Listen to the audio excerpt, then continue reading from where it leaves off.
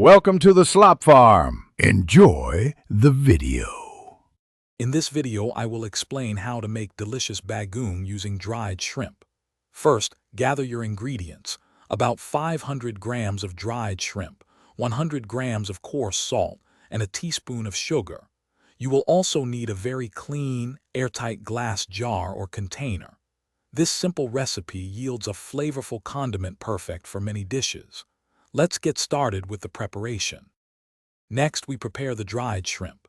Begin by rinsing about 500 grams of dried shrimp under cool, running water for a few minutes. This helps remove any impurities.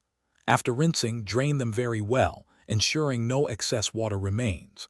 Then, using a mortar and pestle or a food processor, pound or finely chop the shrimp until it reaches a coarse, paste-like consistency.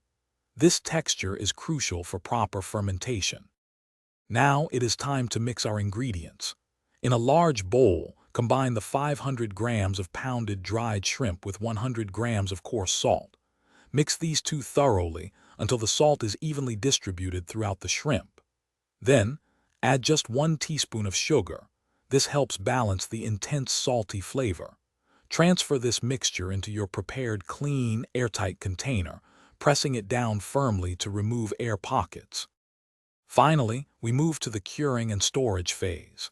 Seal your container tightly and place it in a cool, dark spot, away from direct sunlight. Allow the bagoong to ferment for a minimum of 2 to 3 weeks, or even longer for a deeper flavor. During this period, stir the mixture once every few days to ensure even fermentation and prevent mold.